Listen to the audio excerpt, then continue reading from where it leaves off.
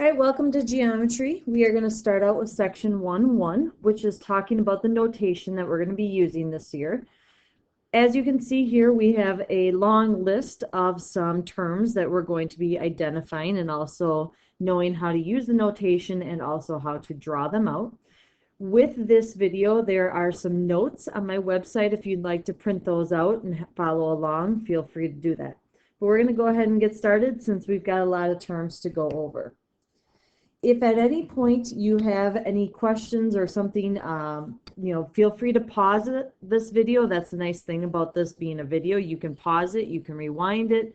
It's up to you. You can go at whatever pace you need to go at. So starting out with a point. A lot of you know exactly what a point is, and we like to think of it as a little dot. And this point is a location. It tells us where something is. Now, one thing you want to be aware of is that a point has no shape to it, and it also has no size to it. It's just going to be a simple dot that we have here. What we like to do here is we like to give these points names, and we name them using letters of the alphabet, and more importantly, we use capital letters. So here I'm just going to use point A. If I wanted to do a point B, or I wanted to do a point M, I could go ahead and do that. I could pick any letter of the alphabet. How I use this in notation is two different ways. A lot of times you'll see it written out as the word point, and it'll be talking about point A. Other times you will just see the letter drawn out, and it'll be assumed that you understand that if there is a capital B, they're referring to point B in the problem, or point M. Next, we're going to talk about a line. And what a line is, and many of you can, if I draw a straight line right there, there's a line. It is made up of many points that can be on this line. And it has no thickness, it has no width, it has no length to it, and there is exactly one line that has to go through 2 points. So if you are going to draw a line, that does need to mean that you need to have more than 1 point. Just 1 point, you have a point. Once you have 2 points, you can then draw a line. And this line here is going to be made up of many points. And here I just put on here 3 points. Now, of these 3 points, I'm going to label these points A, B, and C. Now, with this line here, I can name it a couple different ways. First of all, probably the way that most people usually do is they pick 2 points that are on that line. So I'm going to pick point AB. And the notation that we use here is we draw a line with 2 arrows up on it over the top of it. And that's line AB. Now, because this line here has 3 points on it, I do not just have to use AB. I could use BC, and I could put my notation over it, or I could also use AC. What I cannot use, though, is I do not want to use all 3 letters. So I do not want to go ABC with a line over it. So using our notation, we only want to pick 2 points that are on that line, not all 3 of them. Another way that we will name lines is rather than having points on them, we'll just name the line. And we'll be using a lowercase script letter or a lowercase cursive letter to come up with this. So here I'm going to name this line L. So we can talk about line L. And this is just a lowercase script letter.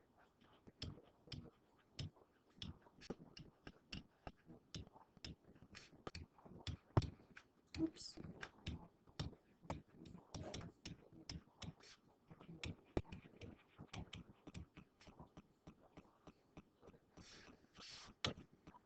And when I talk about script letter, I'm just talking about a cursive letter. Next, after a line, we're going to talk about what a line segment is. And what a line segment is it's using a line, but this time it has a beginning and an end. It has 2 endpoints that go with it. So with this line, that I have, rather than putting arrows at the end, I'm going to put 2 endpoints here, so 2 points that are going to be on here. And I'm going to name these points A and B. So a line with two endpoints, and one thing that can happen here is that you can actually have a segment and it can be a certain length. So we can go ahead and say that this length of this segment is 10 centimeters. So a segment has a length to it, whereas a line does not necessarily. The notation that we're going to use here is we're going to use the endpoints, so AB, and I'm going to draw a line over them. And rather than putting the two arrows on it, we're just going to leave it as that. Next comes a plane. A plane is a flat surface made up of points, at least 3 that are not on the same line, and it extends infinitely in all directions. So when you think about the piece of paper that you're writing on, right there, that is considered a plane. It's a flat surface. The fact that you can draw all over it, you're saying that you cannot have 3 points that are just on one line. You can draw 3 points anywhere. If you think about the floor that you are sitting on right now, that is a plane. If you think about the ground, even though not necessarily might be super flat, but that is also a plane. How we draw this out is just kind of draw a little parallelogram to represent a flat surface. And because the flat surface is made up of points, we need to have some points on there, and we want to have points that are not on the same line. So I can name these as A, B, and C. With our notation that we're going to use, a couple different ways we can do this. One way we can write out the word plane and say that this is plane ABC. And so here we have to use 3 letters that are on the plane. We need to have 3 points. If I only did 2 points, then that would mean you have a straight line. We need to have 3 points that are not on a straight line. Another way that we can use this is like with a line, when we use a lowercase script letter, I can use a capital cursive letter, and that can also represent the plane instead of using letters. So we can say that this is plane L. So those are 2 different ways that we can do this. Here, this is an uppercase script letter.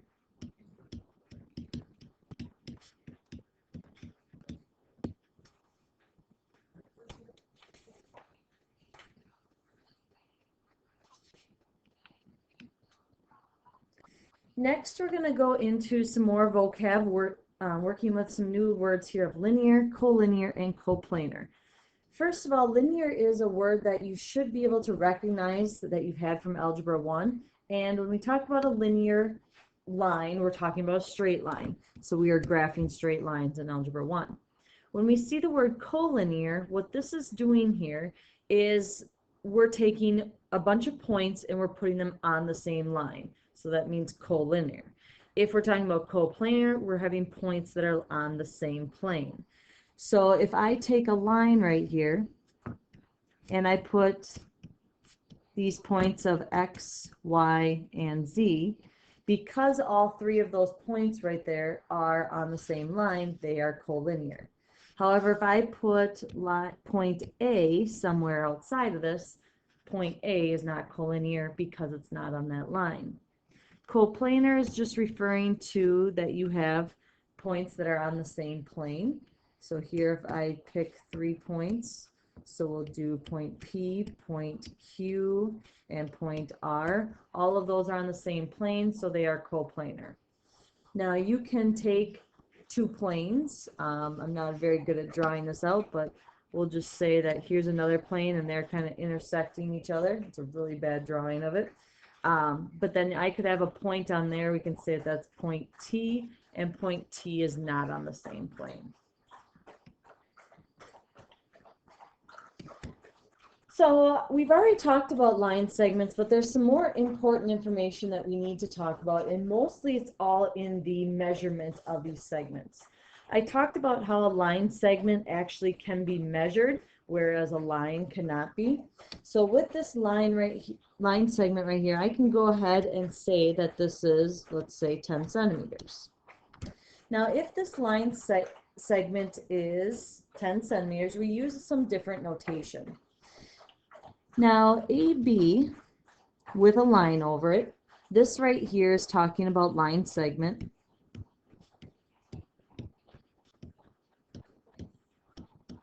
AB. Now, if I take away that line and I just use AB, what this is talking about now is it's talking about the measure of segment AB. And now what we can do here is, because we know that the segment of AB is 10 centimeters, we can go ahead and say that AB is equal to 10 centimeters. Always, always, always remember to put units if it's in the problem. So now we've got this different measure. So we don't want to put the line over it when we're talking about a measure. It's just kind of like a nitpicky thing that works in geometry. Now what I'm going to go ahead and do here is I'm going to take another point and put that on our line segment. And I'm going to put it right here in the middle, and we're going to name that point X. Now this point X, like I said, I put it right in the middle. Well, if I put that in the middle, that means that from A to X has to be the same distance from X to B. What I'm using here is I'm using some congruence notation. And when I talk about congruence, here I'm talking about equal parts. I'm taking this segment and I'm creating two equal segments out of it. Well, if I have a whole segment here of AB is 10 centimeters, and now AX is half of that and XB is half of that, then that means that each of these segments here would both have to be 5 centimeters. So then we have what were called congruent segments.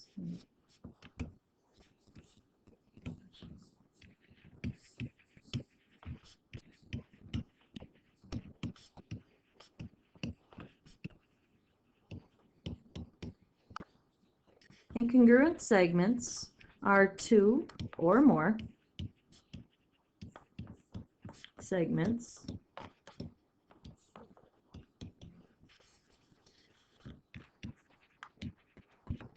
that are equal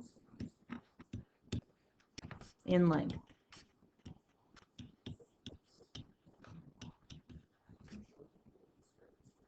And so what we would do here is, with these two segments, I know that segment AX needs to equal XB because they're the same measure.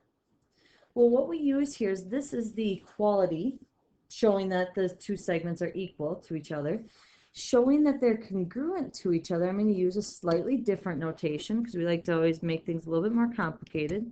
And I'm going to say that AX with a line over it, and I'm going to use an equal sign with a little squiggly line over it, and that's equal to XB with a line over it as well. This right here is talking, this is our congruence. Oops, this is talking about segment congruence.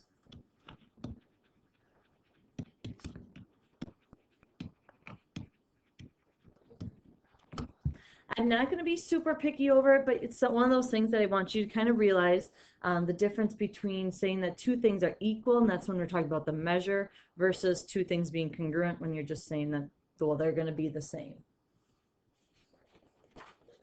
So when we think about some of the problems that we're going to be getting into with geometry, a lot of it's going to be working with some problem solving.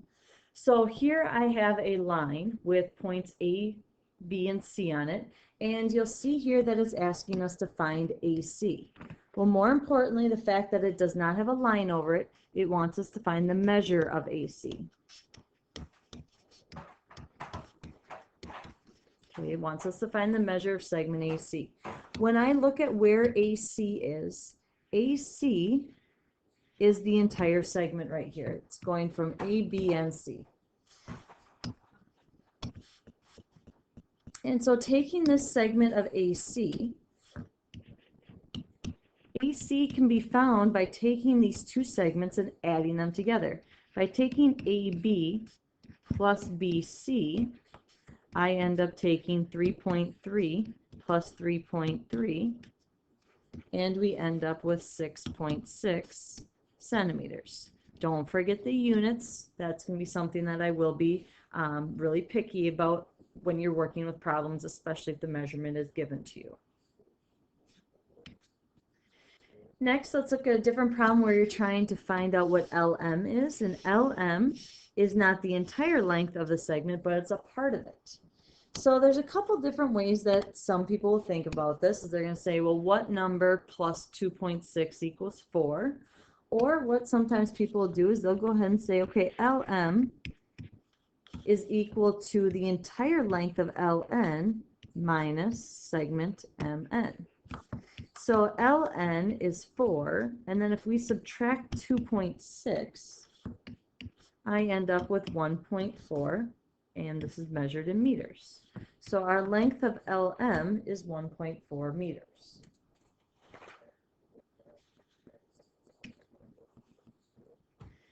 Here's a different type of problem solving involving some algebra. And a lot of times what's just going to be given to you is you might just have a statement. You might not have the picture drawn for you, so you might have to draw that out to help you understand what you're trying to do. So here it says find x and st. So be careful because a lot of times you're finding more than one thing. And it says if t, now because it's just a letter all by itself, it's saying that that's point t, is between point S and point U. So I'm going to go ahead and I'm going to take point T and put it between S and U. Now it does not say that T is in the middle of S and U, it just says that it's somewhere between S and U. Then it tells us that the length of ST is 7x, and it tells us that the length of SU, which is the entire length up here, is 45, and then TU is 5x minus 3. Well, if you're trying to find x, we need to set up this problem algebraically to be able to solve this. So going ahead and looking at this, I have ST and TU, and I have the entire length of SU. Well, by taking two segments and adding them together, that gives you the whole segment. So by taking this length of SU, if we take ST plus TU, it's going to end up giving us SU. So I'm going to go ahead and take 7x plus 5x minus 3 and set that equal to 45. Combining like terms so that we can go ahead and solve this, I get 12x minus 3 equals 45. Add 3 to both sides. 12x is equal to 46, or sorry, 48. And then I'm going to divide by 12. And we end up with x is equal to 4. Now, a lot of times people think, oh, I'm done. I found my answer. I found out what x is. But remember that they wanted you to find the length of ST as well. And since ST is equal to 7 times x, we need to take 7 times 4, which ends up giving us 28. So we have two answers for here. ST is 28 and x is equal to 4. Be sure to always show your work.